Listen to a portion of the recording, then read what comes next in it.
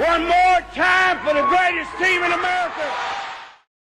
Losing is the most disgusting thing that you can experience. And I think that's about as well as I can express it. 1988 really drove, I think, a lot of people to what happened in 1989. There was a real bad taste in a lot of people's mouths in Pocatello, Idaho. That was the worst plane trip I ever took in my life, coming home from that. Who likes to get to the mountaintop and not capture the trophy? That was a humbling experience, but also a motivating experience. And, I think it was Michael Jordan that, I saw in his documentary, says, in order to win, you have to lose. Dr. Bob Swint had the original container, the one that we had always used, and we hadn't used it for 2 years. So I asked him to give us the original jug back. I drew the water from this very spot, and by the time we got up to the field house, I noted that the jug had a leak in it. So I had to get another jug, and I sent a manager down here to get the water.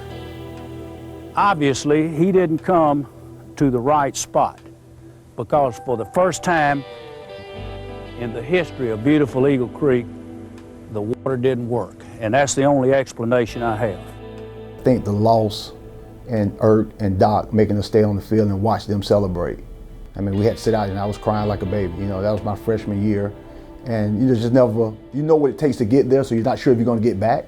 That was not what the seniors were saying, like, we'll be back next year. Everybody cried. Everybody was upset. Everybody felt like we had it in our hands and we lost it. So that was more than motivation enough to get back to the big show again.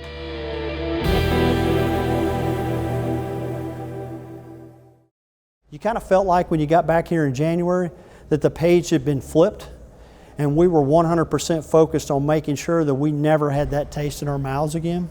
You saw the effect in 1989. I mean, that was a well-oiled machine that year. It was like a symphony.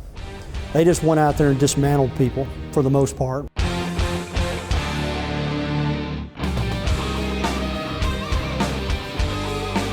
Raymond kind of took charge, and it was kind of like 85, 86. 85 was the struggle and had to win a lot of close games. 89, was just a dominating season. The defense was one of the better defenses this university's ever had. Nobody scored on that defense in the third quarter the entire year. Offensively, we were absolutely clicking. We really, really had a great group of kids that really knew how to work together, which is what that offense takes. Just every single game, like, hey, we got a chance. Just every game got better, and we got better every single time with an incredible quarterback for us at that time, with Raymond Gross, great running back, and Joe Ross. There's just no other way to describe how fun, entertaining, stressful, and everything else was trying to get to that 1989 championship game. We haven't talked about the Hugo Bowl.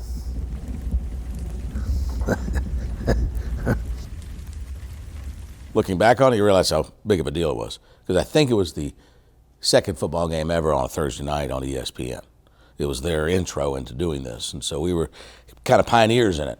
I've got to bring lights in. We go to Moscow and spend $40,000 to light the stadium for the game.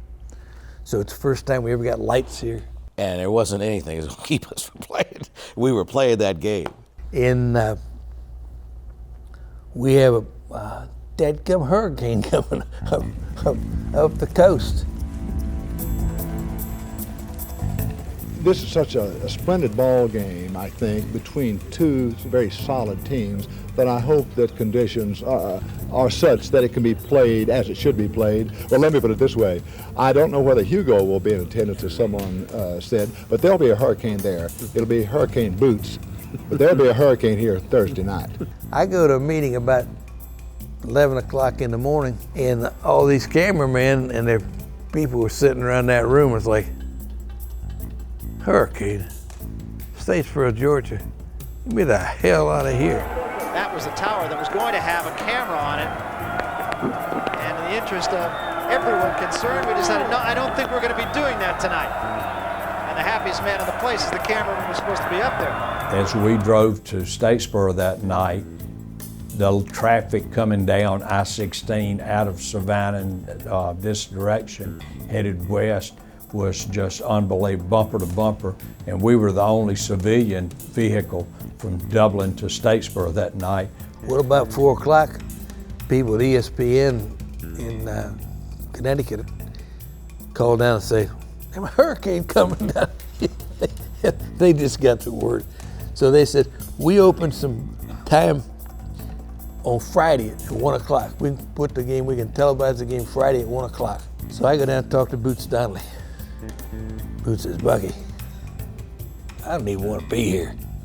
He says, we don't play that game at 7. He says, I'm out of here. He said, I ain't coming back. Drove down to the stadium and dadgum, it's raining, so you can't even see it out the windshield coming down to the stadium. And we called Hurricane Center. They said, you're in the southwest quadrant of the storm. Now, the southwest quadrant is going to have winds up to 30, 40 miles an hour and rain. It says you're fine, you're safe. It's all moved to Charleston. So it's a go. I went up to the private booth there and poured me about 3 fingers of whiskey. It sat there till halftime. Everybody came in, oh man, this is great. I said, yeah, it's great. Middle Tennessee State, yeah, it was crazy. I don't know how many pair of socks I went through, shoes I ruined. Just remember standing on the field looking up and those portable lights are swinging back and forth like this with the wind. Rain coming sideways, water coming down the bleachers. I think I was actually ranked. My average might have been ranked up there in the nation until that game, in pregame, trying to punt the ball. And as you were dropping it to go kick, the wind would blow the ball. It looked like my golf shots today. Now looking back on it, because I really stink at golf, you know, my shots, I slice them. In this case, I'd kick it and then the ball would just blow off the field. It was crazy. And even you 7 yards deep for a snap when I was holding for field goals, you know, the wind would blow the ball as it was coming to you. So you want to talk about messing with a kicker, David Cool or Mike Dallas and those guys. It was hard to kick. It was hard to punt. To the point, I think towards the end of the game, we just stopped punting. Coach Russell said, hey, I'm done. And I was like, thank you, Coach. Back then, when we played middle, that was always a war. But we dominated them that night. And he told those kids, he said, those folks out there in the stands, they're here to help you, to support you, and we don't need to let them down. And they didn't. It was a tremendous deal. It was just a great atmosphere. The students were going crazy. The fans were there. I think we had 5,000 people to watch practice on Wednesday night.